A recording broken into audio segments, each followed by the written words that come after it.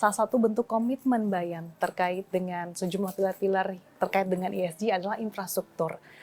Cukup banyak sekali infrastruktur yang telah dibangun Bayan, mungkin boleh digambarkan Bu apa saja? Ya, ya. Yang utama kalau kita lihat untuk wilayah Kalimantan sendiri ya, itu yang penting adalah jalan ya. Karena jalan ini sendiri adalah transportasi selain juga untuk kegiatan operasional kami, juga untuk kegiatan masyarakat. Jadi Bayan telah seperti semua tahu mungkin Bayan telah membangun jalan 100 kilo di jalan untuk tambang ya, tapi juga Bayan membangun jalan masyarakat di samping dari jalan operasional hauling road tadi untuk khusus untuk mobilisasi masyarakat. Sehingga ini sangat membantu sekali menciptakan kegiatan-kegiatan ekonomi ataupun kegiatan-kegiatan sosial dari dari masyarakat sendiri ya gitu. Itu yang pertama. Kemudian juga selain jalan ya tentu saja jembatan yang menghubungkan juga beberapa desa gitu ya. Sehingga akses terhadap transportasi kemudian terhadap infrastruktur ini juga dapat teratasi gitu ya. Kemudian yang juga terkait dengan infrastruktur, masih dengan terkait infrastruktur, terutama ini kami memasang solar cell ya. Solar cell di desa-desa, di jalan-jalan desa, kemudian juga fasilitas umum dan fasilitas publik gitu. Ada sekitar 2.700 unit solar cell yang terpasang, termasuk juga unit untuk rumah tangga yang belum memiliki akses terhadap electricity-nya gitu. Jadi itu cukup masif yang dilakukan oleh Bayan untuk kegiatan-kegiatan sosialnya, dan mudah-mudahan hal ini memberikan dampak multiplier juga untuk masyarakat, adanya peningkatan juga infrastruktur, kemudian nantinya bisa memberikan efek-efek secara ekonomi gitu ya, kemudian sosial juga yang penting gitu. Tadi selain jalan tol, jembatan, kemudian solar cell, infrastruktur telekomunikasi juga didukung penuh oleh Bayan. Bagaimana langkah-langkah ataupun komitmen Bayan? Ya, ya betul. Ya mungkin kalau sudah pernah ke sana, memang kalau di daerah-daerah terpencil di Indonesia itu akses untuk sinyal itu cukup terbatas ya. Jadi kami berusaha untuk mengatasi permasalahan tersebut dengan membangun menara Telkomsel sebenarnya. Ini nggak apa-apa sebut merek. Jadi kami membangun menara pemancar lah ya untuk memberikan akses juga komunikasi terhadap masyarakat juga gitu. Jadi kita cukup banyak membangun menara tersebut untuk kegiatan komunikasi masyarakat, sehingga sekarang mungkin kalau di remote area biasanya itu tidak ada sinyal, kalau di daerah kami ini sinyalnya cukup baik lah ya, karena ada kami mengatasinya dengan pembangunan menara tersebut, menara telekomunikasi. Lalu bagaimana yang dilakukan oleh Bayan untuk bisa menerapkan mungkin program-program atau upaya-upaya untuk bisa menggunakan ataupun mengedepankan energi baru terbarukan? Energi baru terbarukan ya mungkin tadi mengenai solar cell ya.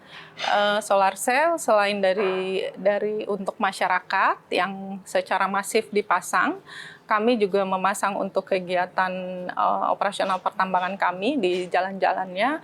Kemudian juga ada kami punya solar panel ya. Jadi untuk kegiatan mendukung kegiatan transportasinya lah gitu ya. Oke. Jadi selain itu, selain solar cell tadi, ada beberapa juga yang sebenarnya kami melakukan upaya-upaya yang pengurangan terhadap waste-nya ya, sampahnya, sehingga diharapkan ini juga bisa mengurangi dampak-dampak negatifnya gitu. Upaya apa yang dilakukan untuk bisa meminimalisir waste tadi, Bu? Jadi kita melakukan sebenarnya pemilahan selain juga di lingkungan perusahaan, juga di masyarakat kami melakukan sosialisasi juga untuk hal tersebut. Kemudian biasanya ada CD officer kami juga yang membantu untuk melakukan sosialisasi ke masyarakat mengenai bagaimana pengelolaan sampah yang baik gitu. Kalau tadi terkait dengan solar panel, apakah ini juga sudah mendukung 100% dari operasional perusahaan? Iya, mungkin kalau dibilang 100% mungkin belum ya, tapi cukup masif yang dipasang misalnya untuk kegiatan hauling road itu juga memakai solar panel, solar cell juga gitu. Selain tadi yang disebutkan mengenai solar panel ya. Oke. Lalu apa yang dilakukan oleh Bayan untuk bisa memitigasi terkait dengan dampak iklim pada operasional pertambangannya? Jadi misalnya penggunaan energi ya, kita tuh dalam kegiatan operasional misalnya di tambang, kami tuh mengidentifikasi sebenarnya sumber-sumber energi yang ada gitu. Kemudian dari sumber energi ini kita ada namanya upaya efisiensi energi. Misalnya untuk bahan bakar itu biasanya kita akan melakukan collecting datanya untuk melihat apakah ada penurunan atau peningkatan terhadap penggunaan bahan bakar sendiri.